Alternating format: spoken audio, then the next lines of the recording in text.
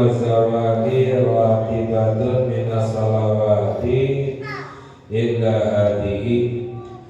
Kita alhamdulillah melanjutkan kajian kita dijelaskan oleh Al-Imam Al-Ghazali radhiyallahu taala anhu, yaitu adab-adab kita dari bangun tidur sampai tidur kembali. Lalu yang berikutnya, sebelumnya kita mengkaji tentang sholat duha. Lalu yang berikutnya adalah fama fadhala anhu min awqatika falaka fihi arba'u halatin, yaitu ketika ada waktu antara terbitnya matahari sampai tergelincirnya matahari.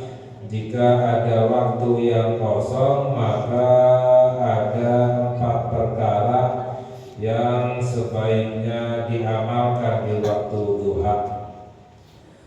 Ada 4 perkara. Yang pertama al-ula, yang pertama wahyal afdal, dan itu yang paling afdal, antasrifahu ila talabil ilmin nafi fiddin, itu digunakan untuk mencari ilmu yang bermanfaat di dalam agama. Jadi maknanya menghabiskan waktu yang paling afdal itu adalah digunakan untuk menuntut ilmu, karena menuntut ilmu itu yang dapat meningkatkan iman kita kepada Allah Subhanahu wa Ta'ala. Cara untuk meningkatkan ilmu yang meningkatkan iman yang paling kuat adalah dengan menuntut ilmu, yaitu ilmu yang bermanfaat di dalam agama, dunal fudulil ladzi akaban nasu alaihi wasammahu ilman, bukan ilmu yang tidak bermanfaat di dalam agama. Jadi orang-orang yang mengkaji ilmu tapi sekiranya tidak bermanfaat di dalam agama, itu bukan ilmu yang sebenarnya. Ilmu itu banyak, tapi ilmu yang paling bermanfaat, ilmu yang sebenarnya adalah yang meningkatkan iman kita kepada Allah Subhanahu wa Ta'ala. Dijelaskan oleh Al-Imam Al-Ghazali radhiyallahu taala anhu, wal ilmun nafi'u, ilmu yang bermanfaat itu apa? Ma yazidu fi khaufika minallahi ta'ala, yaitu yang menambah takutmu kepada Allah Subhanahu wa Ta'ala. Jadi yang namanya ilmu yang bermanfaat, yang menambah takutnya kita kepada Allah Subhanahu wa Ta'ala. Jadi kita lihat, kita perhatikan, kalau seandainya tidak menambah takutnya kita kepada Allah, maka itu yang namanya ilmu yang tidak bermanfaat. Ya, bahkan dijelaskan oleh Al-Imam Al-Ghazali radhiyallahu taala anhu, jika kita ingin tahu mana majlis yang bermanfaat, mana majlis yang diridhoi oleh Allah, maka lihatlah.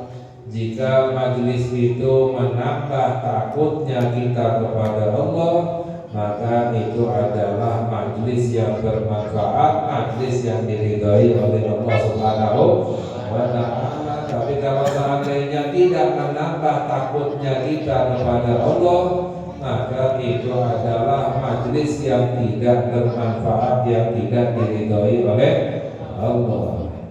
Jadi itu yang namanya ilmu yang bermanfaat, yaitu yang menambah takutnya kita kepada Allah. Sebagaimana di dalam hadis yang lain, sabda Nabi kita Sayyiduna Muhammad sallallahu alaihi wasallam, man izdada ilman wa lam yazdad hudan lam yazdad minallahi illa bu'da. Barang siapa orang yang bertambah ilmunya tapi tidak bertambah hidayahnya, maka akan bertambah jauh dari Allah Subhanahu wa Ta'ala. Karena buah innamal ilma khasyah. Dalam hadis yang lain sabda Nabi Muhammad sallallahu alaihi wasallam, buah daripada ilmu adalah takut kepada Allah. Jadi maknanya kita pilih-pilih ketika menuntut ilmu. sekiranya yang menambah takutnya kita kepada Allah itu yang namanya ilmu yang bermanfaat. Wa yazidu fi basiratika bi uyubi nafsika, dan ilmu yang menambah pandanganmu di dalam kekurangan dirimu. Maknanya ilmu yang membuka kekurangan diri kita itu adalah ilmu yang bermanfaat, ya, memandang kekurangan dirinya. Jadi seandainya orang yang menuntut ilmu tapi yang tidak membuka kekurangan dirinya, itu bukan ilmu yang bermanfaat. Jadi merasa dirinya itu banyak kekurangannya, banyak dosanya, itu adalah ilmu yang bermanfaat. Wa yazidu fi ma'rifatika bi ibadati rabbika azza wa jalla, dan yang menambah ma'rifahmu yaitu mengenalmu bi ibadati rabbika, dengan ibadah kepada Allah Subhanahu wa ta'ala. Jadi ilmu yang menjelaskan tentang tata cara beribadah kepada Allah yang benar. Wa yuqallilu min rahmatika fid dunya, dan yang mengurangi cintamu kepada dunia. Jadi ini semuanya adalah tanda-tanda ilmu yang bermanfaat, mengurangi cintanya kepada dunia, bukan yang menambah cintanya kepada dunia. Ilmu yang bermanfaat itu adalah yang mendekatkan kita kepada Allah, mendekatkan kita kepada akhirat, mendekatkan kita kepada Allah, otomatis mengurangi cintanya kepada dunia. Karena semakin besar cintanya kepada dunia, semakin jauh dari Allah, semakin jauh dengan ibadah. Semakin berkurang cintanya kepada dunia, semakin dekat dengan Allah Subhanahu wa ta'ala. Wa yazidu fi raqabatika fil akhirah, dan ilmu yang bermanfaat itu adalah yang menambah cintamu kepada akhirat. Semakin semangat di dalam beribadah kepada Allah. Wa yaftahu basirataka bi afati a'malika hatta tataharraza minha, dan ilmu yang bermanfaat adalah yang membuka pandanganmu dengan penyakit amalanmu, sehingga kita bisa menjaga diri kita dari penyakitnya amalan. Apa itu penyakitnya amalan? Sifat sombong, sifat riya, sifat ujub. Orang yang beramal beribadah tapi sombong, ya, ujub, riya, sum'ah dan lain sebagainya, amalannya tidak diterima oleh Allah Subhanahu wa ta'ala. Jadi ilmu yang membuka pandangan kita dengan penyakitnya amalan kita, ya, agar kita bisa menjaga diri kita dari penyakit-penyakitnya amalan, agar amalan kita diterima oleh Allah Subhanahu wa ta'ala. Wa yutli'uka ala makaidi syaitani wa ghururihi, dan ilmu yang memberitahukan kepada kita atas tipuan setan, atas tipu muslihatnya setan. Ya, ilmu yang menjadikan kita tahu bagaimana tipuan dan siasatnya setan. Wa kaifiyati talbisihi ala ulama isu, dan bagaimana setan yang menyamarkan, mengacaukan kepada ulama-ulama yang su, hatta arwahum limaktillahi azza wa jalla wa sakhatihi, sampai membawa mereka kepada murkanya Allah Subhanahu wa ta'ala. Jadi ulama itu gak semuanya sama. Sekarang banyaknya orang hanya membuka fadilah, kemuliaan orang yang berilmu, kemuliaan ulama, akan tetapi ya tidak membuka tentang ulama-ulama yang suci. Ya, dalam hadis sabda Nabi kita Sayyidina Muhammad sallallahu alaihi wasallam, ana min min ghairi dajjal akhwafu alaikum min fitnatid dajjal. Selain dajjal ada yang lebih aku khawatirkan terhadap kalian dari fitnahnya dajjal. Padahal fitnahnya, cobaannya dajjal itu sangat besar. Ya, akan tetapi ada yang lebih aku takutkan dari fitnahnya dajjal, kata Nabi Muhammad Sallallahu Alaihi Wasallam. Apa itu? Ulama busuk, ulama yang buruk. Karena kalau dajjal kelihatan istilahnya mengajak kepada kesesatan. Ulama bungkusnya, luarnya, kelihatannya mengajak kepada kebenaran, tapi sebenarnya mengajak kepada kesesatan. Itu lebih berbahaya. Jadi ulama tak semuanya sama. Ada ulama yang benar-benar ulama, ada yang namanya ulama busuk. Itu lebih berbahaya dari fitnahnya dajjal, sebagaimana yang dikabarkan oleh Nabi kita Sayyidina Muhammad Sallallahu Alaihi Wasallam, yaitu ulama-ulama yang mengajak kepada kebencian, ya, ulama yang mengadu domba, ulama yang memecah belah, yang merendahkan, yang menjelek-jelekan, ya. Padahal kelihatan ya mengajak kepada ya kesesatan yang menyimpang daripada ajarannya Nabi kita Sayyidina Muhammad Sallallahu Alaihi Wasallam. Seharusnya ulama itu mengajak kepada jalannya Allah, menyatukan, mendamaikan, ya, mengajarkan rasa cinta sesama saudara. Jadi ulama musuh adalah ulama yang membawa kepada murkanya Allah Subhanahu wa ta'ala. Itu adalah tipuannya setan. Haitsu akalu dunya biddin, mereka memakan agama dunia dengan menjual agama. Maknanya dengan nama agama mereka mencari dunia.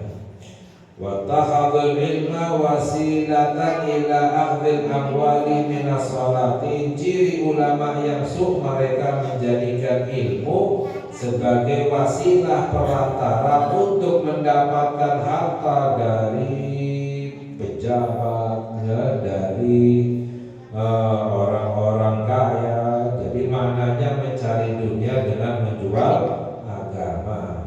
Wa akli amwalil awqafi wal yatama wal masakin, memakan harta wakaf masjid misalnya, memakan harta anak yatim, orang-orang miskin. Wa sarafa himmatahum tulanaharihim ila talabil jahi wal manzilati fi qulubil khalqi, dan mereka menggunakan waktunya itu untuk mencari jabatan, mencari kedudukan, mencari kemuliaan, ya, di dalam hati manusia. Ya, wastarrahum dalika ilal mura'ati wal mumarati wal munafasati wal mubahati, sehingga menjadikan mereka itu amalannya adalah amalan riya, ya, berlomba-lomba di dalam mendapatkan dunia, berbangga-bangga dan lain sebagainya. Jadi ini semuanya adalah ciri ulama yang intinya adalah mencari dunia dengan menjual agama, ya. Bahkan diceritakan dahulu bahwa Nabi Musa alaihissalam itu punya tangan kanan.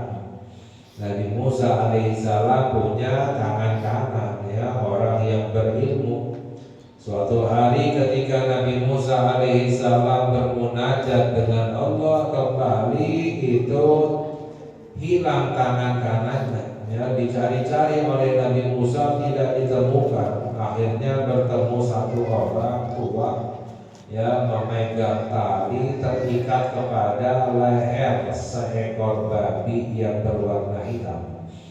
Lalu Nabi Musa menanyakan kepada orang tua ini, apakah kamu tahu si fulan tangan kananku? Orang itu menjawab, tahu, ini babi ini, ya, dikutuk oleh Allah Subhanahu wa ta'ala. Lalu Nabi Musa alaihissalam bertanya kepada Allah, bagaimana bisa menjawab menjadi seperti ini? Dijawab oleh Allah Subhanahu wa taala, karena ini orang menjual, memakan apa? Dunia dengan menjual agama. Ya, mencari dunia dengan menjual agama, ya, itu sangat berbahaya. Seandainya orang yang mencari dunia dengan menjual agama.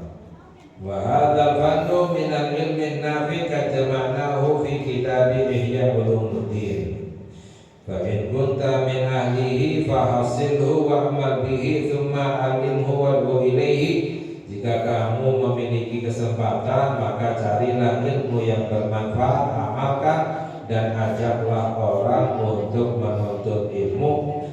Faman 'alima dzalika wa 'amila bihi wa ja'an nasa ilaihi fadzalika yud'a 'aziman fi malakutis samawati bi syahadati Isa alaihi salam. Ya, barang siapa orang yang menuntut ilmu lalu mengamalkannya, lalu mengajak orang lain untuk berbuat baik, itu yang dipanggil, maknanya yang dijuluki orang yang agung di dalam alam malakut, alamnya para malaikat.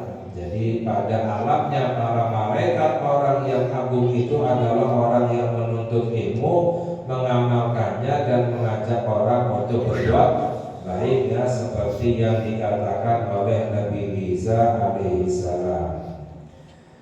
Fa'idha faraghta min dzalika kullihi wa faraghta min islahi nafsika zahiran wa batinan wa fadala syai'un min awqatika fala ba'sa an tashtagila bi ilmil madhabi min al-fiqhi li ta'rifa bihi al-furu' an-nadirata fil ibadah.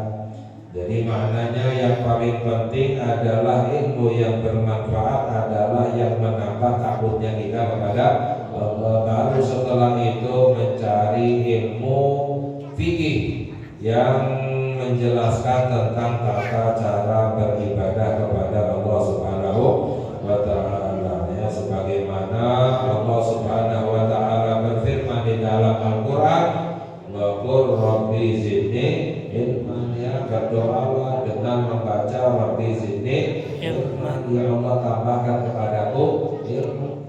Ya, di dalam hadis yang lain sabda Nabi kita Sayyidina Muhammad sallallahu alaihi wasallam, man salaka tariqan yaltamisu fihi ilman sahalallahu lahu tariqan ilal jannah. Barang siapa yang menempuh jalan untuk menuntut ilmu, Allah mudahkan jalannya menuju surga. Ya, jadi siapa orang yang dimudahkan untuk masuk ke dalam surga? Orang yang menuntut ilmu. Ya. Jadi maknanya apa? Orang yang tidak menuntut ilmu susah mencari jalan menuju surga. Kalau tidak dimudahkan oleh Allah, tidak bisa masuk ke dalam surga. Ya, juga dijelaskan di dalam hadis yang lain sabda Nabi kita Sayyidina Muhammad sallallahu alaihi wasallam, ma'ubidallahu bi syai'in afdalu minal fiqhi fid dini. Tidaklah disembah Allah dengan ibadah yang lebih utama daripada menuntut ilmu. Tapi syaratnya adalah yaitu ilmu yang bermanfaat, yang menambah takutnya kita kepada Allah Subhanahu wa taala. Sebab ya, sebagaimana di dalam hadis yang lain yang disabdakan oleh Nabi kita Sayyidina Muhammad sallallahu alaihi wasallam, bahwa nanti di dalam api neraka ya ada seorang ulama yang disiksa dengan siksaan yang sangat besar. Ya, lalu ahli neraka sampai menanyakan apa dosanya orang ini.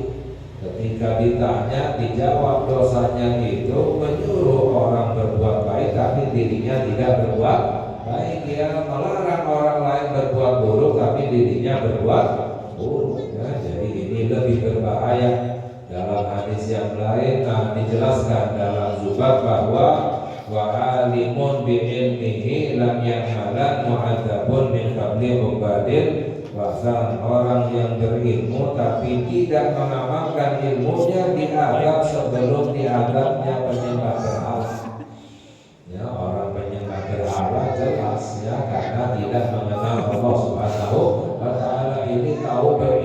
tapi tidak mengamalkan ilmunya, tidak taat kepada Allah Subhanahu wa Ta'ala.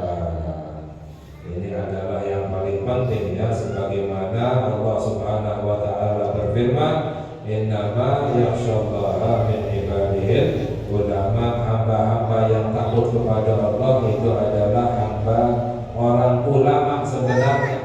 Jadi walaupun ilmunya sedikit tapi takut kepada Allah, itu yang namanya ulama. Sebenarnya orang yang walaupun ilmunya banyak tapi tidak takut kepada Allah, itu bukan ulama, hanya fotokopi saja, gambarannya saja.